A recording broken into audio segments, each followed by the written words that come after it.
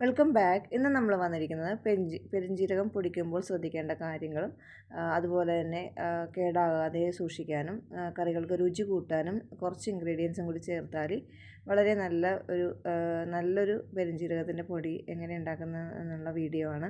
അപ്പം ഇത് നമ്മൾക്ക് കേടാകാതെ കുറേ കാലം വരെ സൂക്ഷിക്കാം. അതുപോലെ ഈ ഒരു പൊടി മാത്രം ഇട്ടാൽ മതി നമ്മളുടെ നോൺ വെജ് കറിക്കും വെജിറ്റബിൾ കറിക്കും എല്ലാത്തിനും രുചി കൂട്ടാൻ.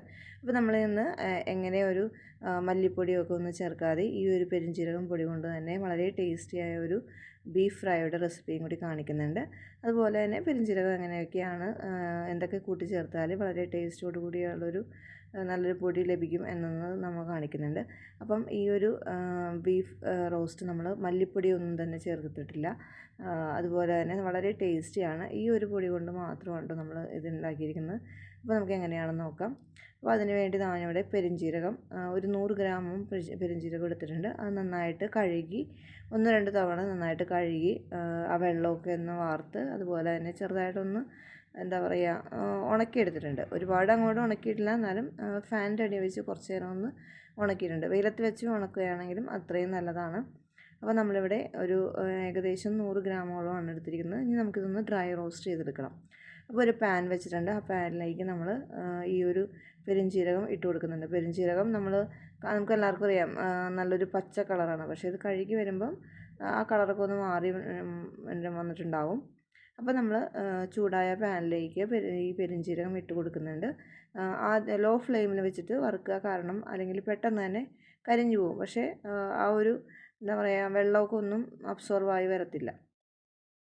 അപ്പോൾ നിങ്ങൾക്ക് പെട്ടെന്ന് ഇപ്പം വെയിലത്ത് വെച്ച് ഉണക്കിയെടുക്കുകയാണെങ്കിൽ പെട്ടെന്ന് തന്നെ ഫ്രൈ ചെയ്ത് ആയി കിട്ടും. ഇപ്പം നമ്മൾ ഫാനിൻ്റെ അടി വെച്ച് കുറച്ച് ആ വെള്ളമായി ഒന്ന് മാറുന്നവരെയാണ് ഡ്രൈ ചെയ്തെടുത്തത്. അപ്പോൾ എന്നിട്ട് ഒരുവിധം ഒന്ന് ഡ്രൈ ആയി വരുമ്പോൾ ഇപ്പം നമുക്ക് കാണുമ്പോൾ അറിയാം ഒരുവിധം ഒന്ന് ഡ്രൈ ആയി വന്നിട്ടുണ്ട്. അതിലേക്ക് കുറച്ച് കറിവേപ്പില, നല്ല ഫ്രഷായ കറിവേപ്പില വെള്ളത്തിലിട്ട് കഴുകി അതുപോലെ തന്നെ വെള്ളമൊക്കെ നല്ല തുടച്ചെടുത്തിട്ട് വന്നിട്ടുള്ളതാണ്. അതും കൂടി ഇട്ട് കൊടുക്കാം. കറിവേപ്പില എല്ലാവർക്കും അറിയാം നല്ല പോഷക ഗുണമുള്ളതാണ്, ഹെയറിനൊക്കെ വളരെ നല്ലതാണ്. നമ്മൾ സാധാരണ കറിക്കൊക്കെ ഇടുമ്പം കറിവേപ്പില എടുത്ത് കളയാറാണ് പതിവ്. ഇനി ഇത് വേണ്ടത് 2 കറയാമ്പൂ, വളരെ ചെറിയ 2 കറയാമ്പൂ, ഒരു 8ഓളം കാഷ്യൂം കൂടി ഇട്ട് കൊടുക്കുന്നുണ്ട്. അപ്പോൾ ഇതും കൂടി ചേർക്കുകയാണെങ്കിൽ നമ്മുടെ കറികൾക്ക് നല്ല കൊഴുപ്പും നല്ല ടേസ്റ്റും തന്നെ ഉണ്ടാകും. ഈ ഒരു സ്കിപ്പ് ചെയ്യാതിരിക്കുക, ഒരിക്കലും സ്കിപ്പ് ചെയ്യരുത്. കാഷ്യൂ ഉണ്ടെങ്കിൽ തീർച്ചയായിട്ടും ഇട്ട് കൊടുക്കുക. ഇനി ഏകദേശം ഒരു 1/2 ടീസ്പൂണോളം കുരുമുളക് പൊടിയും കൂടി ഇട്ട് കൊടുക്കുന്നുണ്ട്. അപ്പോൾ ഇതൊക്കെ ചേർക്കുകയാണെങ്കിൽ നമ്മുടെ പെരിഞ്ജീരകത്തിൻ്റെ പൊടി ഒട്ടും തന്നെ കേടാവാതെ നല്ല ടേസ്റ്റോടു കൂടി നമുക്ക് പൊടിച്ചെടുക്കാവുന്നതാണ്. അപ്പോൾ ഇതെല്ലാം നമ്മൾ മീഡിയം ഫ്ലെയിമിൽ വെച്ചിട്ട് നന്നായിട്ടൊന്ന് ഡ്രൈ റോസ്റ്റ് ചെയ്തെടുക്കുന്നുണ്ട്. അപ്പോൾ നമുക്കറിയാം എല്ലാം തന്നെ ഫ്ലെയിം കൂട്ടി വെക്കരുത്, കുറച്ച് വേണം വെക്കാൻ വേണ്ടി. ഇപ്പോൾ ഇത് കണ്ടോ, ഇപ്പോൾ നമുക്ക് കാണുമ്പോൾ തന്നെ അറിയാം കറിവേപ്പിലൊക്കെ ഡ്രൈ ആയി വന്നിട്ടുണ്ട്. അതുപോലെ തന്നെ എല്ലാം തന്നെ പൊട്ടി വരുന്നുണ്ട്. ഇതുണ്ടോ, നല്ല ഇതായിട്ട് തന്നെ പൊട്ടി വരുന്നുണ്ട്. അപ്പം ഈ ഒരു ഭാഗത്തിലാണ് നമുക്ക് എടുക്കേണ്ടത്. ഇതിപ്പം എല്ലാം തന്നെ പൊട്ടി വന്നിട്ടുണ്ട്. അപ്പം നമ്മൾ ഈ കുരുമുളകും അതുപോലെ തന്നെ കറിവേപ്പിലൊക്കെ ചേർക്കുന്നതുകൊണ്ട് ഒട്ടും തന്നെ കേടാവാതെ നല്ലതുപോലെ ഒട്ടും തന്നെ വെള്ളമയം ഉണ്ടാകാതെ വെള്ളമയം ഇല്ലാതെ തന്നെ നന്നായിട്ട് ഡ്രൈ റോസ്റ്റ് ചെയ്തെടുക്കണം. ഇനി നമുക്കിത് ചൂടാറാൻ വേണ്ടി ഞാൻ ആ പാനിൽ നിന്ന് മാറ്റിയിട്ടുണ്ട്. കാരണം പാനിൽ തന്നെ വെക്കുകയാണെങ്കിൽ പെട്ടെന്ന് തന്നെ കരിഞ്ഞു പോകും, ആ ഒരു ചൂട് കൊണ്ട് തന്നെ കരിഞ്ഞു പോകും. അപ്പോൾ അതെ നന്നായിട്ട് തന്നെ ഡ്രൈ ചെയ്തെടുത്തിട്ടുണ്ട്. കണ്ടോ, ഈ കറിവേപ്പില നന്നായിട്ട് പൊടിഞ്ഞ് വരുന്നുണ്ട്. അപ്പോൾ ഇത് നമുക്ക് ചൂടാറിയതിന് ശേഷം മറ്റൊരു ജാറിലോട്ട് മാറ്റാം. അപ്പോൾ ഞാൻ ഒരു പൊടിക്കുന്ന ജാറിലേക്ക് മാറ്റി കൊടുത്തിട്ടുണ്ട്. ഇനി നമുക്കിത് നന്നായിട്ടൊന്ന് അടിച്ചെടുത്തിട്ട് വരാം. അപ്പോൾ എല്ലാം തന്നെ നന്നായിട്ട് തന്നെ അടിച്ചെടുത്തിട്ട് വരാം. അപ്പോൾ നമ്മൾ നന്നായിട്ട് തന്നെ അടിച്ചെടുത്ത് വന്നിട്ടുണ്ട്. ഇതിനി ഇപ്പം തന്നെ നമ്മൾ ടിന്നിൽ സൂക്ഷിക്കരുത്, കുറച്ചൊന്ന് ചൂടാറിയതിന് ശേഷം മാത്രം ഇത് സൂക്ഷിക്കാവുന്നതാണ്. നമ്മൾ പൊടിച്ച ഉടനെ ചൂടോടുകൂടി ടിന്നിൽ സൂക്ഷിച്ചാൽ അതിൻ്റെ ആ ഒരു ചൂട് കൊണ്ട് ആവിപ്പൊക്കെ വന്നിട്ട് അത് നമുക്ക് പെട്ടെന്ന് തന്നെ കേടായി പോകാൻ ചാൻസ് ഉണ്ട്. അപ്പോൾ എല്ലാ ചൂടും മാറിയതിന് ശേഷം മാത്രം ഒരു നല്ലൊരു ഗ്ലാസ് കണ്ടെയ്നറിൽ സൂക്ഷിക്കാവുന്നതാണ്. നമ്മുടെ ഗ്ലാസ് കണ്ടെയ്നറിൽ ഒട്ടും തന്നെ വെള്ളമൊന്നും പാടില്ല. അപ്പോൾ ഈ ഒരു പൊടി മാത്രം മതി നമ്മളുടെ കറികൾക്ക് ടേസ്റ്റ് കൂട്ടാനും വെജിറ്റബിൾസും, അത് നോൺ വെജ് കറിക്കും മീൻ വറുത്തതൊക്കെ എല്ലാം തന്നെ, ചിക്കൻ വറുക്കാനും മീൻ വറുക്കാനും അതുപോലെ തന്നെ beef roast, chicken roast, vegetable കറികൾക്ക് എല്ലാത്തിനും ഈ ഒരു മസാല മാത്രം മതി. ഈ ഒരു പെരിഞ്ജീരകം ഉണ്ടെങ്കിൽ നല്ല അടിപൊളി ടേസ്റ്റ് തന്നെയായിരിക്കും. എല്ലാവർക്കും തന്നെ അറിയാം പെരുംജീരകം പൊടി നമ്മൾ ആഡ് ചെയ്യുമ്പം പ്രത്യേക ടേസ്റ്റാണ്. അപ്പോൾ വെറുതെ പെരുംജീരകം പൊടിക്കാതെ ഈ രീതിയിൽ പൊടിച്ചാൽ വളരെ ടേസ്റ്റ് തന്നെയായിരിക്കും. അപ്പോൾ നമ്മളൊരു ബീഫ് റോസ്റ്റാണ് ഉണ്ടാക്കുന്നത്. 1/2 കിലോ ബീഫ് കഴുകി വൃത്തിയാക്കി എടുത്തിട്ടുണ്ട്. അതുപോലെ ഒരു 100 ഗ്രാം ചെറിയ ഉള്ളി എടുത്തിട്ടുണ്ട്. ഇനി ഒരു പാൻ എടുത്തിട്ട് പാനിലേക്ക് നമ്മൾ വെളിച്ചെണ്ണയാണ് ഒഴിച്ചു കൊടുക്കുന്നത്. വെളിച്ചെണ്ണ ഒഴിച്ചു കൊടുത്ത ശേഷം ചൂടായതിന് ശേഷം നമുക്ക് ആ ചെറിയ ഉള്ളി ഇതിലേക്ക് ഇട്ട് കൊടുക്കാം. ചെറിയ ഉള്ളി ജസ്റ്റ് ഒന്ന് ഒരു ട്രാൻസ്പെറൻറ്റ് കളറാവുന്നവരെ ഒന്ന് നമുക്ക് നന്നായിട്ടൊന്ന് വഴറ്റിയെടുക്കുക. ഇനി ഇതിലേക്ക് ഒരു 1.5 ടീസ്പൂണോളം ഇഞ്ചി വെളുത്തുള്ളി ചതച്ചത് ഇട്ട് കൊടുക്കുന്നുണ്ട്.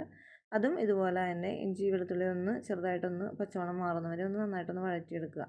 അതിനുശേഷം നമ്മൾ ഇതിലേക്ക് കുറച്ച് കറിവേപ്പിലയും കൂടി ഇട്ട് കൊടുക്കുന്നുണ്ട്. അതിനുശേഷം നമ്മൾ എടുത്ത് വെച്ചിരിക്കുന്ന കഴുകി വാരി വെച്ചിരിക്കുന്ന ബീഫ് ഇതിലേക്ക് ഇട്ട് കൊടുക്കുന്നുണ്ട്. അപ്പോൾ ബീഫ് ഏകദേശം ഒരു 1/2 കിലോ ബീഫാണ് നമ്മളിവിടെ എടുത്തിരിക്കുന്നത്.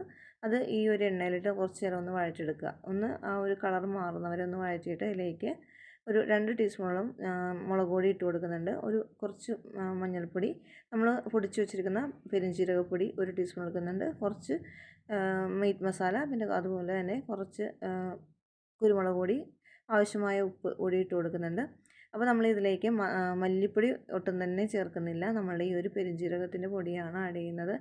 വളരെ ടേസ്റ്റ് തന്നെയായിരിക്കും. എന്നിട്ട് നന്നായിട്ടൊന്ന് ഒരു പച്ചമണം മാറുന്നവരെ ഒന്ന് വഴറ്റിയെടുക്കുക. അപ്പോൾ മൂടി കൊണ്ട് അടച്ച് ഞാൻ ചെറുതായിട്ടൊന്ന് കുക്ക് ചെയ്തെടുക്കുന്നുണ്ട്. അപ്പോൾ ഇതിന് ശേഷം നമുക്കിത് ഒന്നും കൂടി ഇളക്കി കൊടുക്കുക. ഞാനിത് കുക്കറിൽ തയ്യാറാക്കുന്നില്ല. സ്ലോ ഫ്ലെയിമിൽ ഈ ഒരു പാനിൽ വെച്ചിട്ട് തന്നെയാണ് തയ്യാറാക്കുന്നത്. ഇനി ഇതിലേക്കൊരു തക്കാളി കൂടി ഇട്ട് കൊടുക്കുന്നുണ്ട്.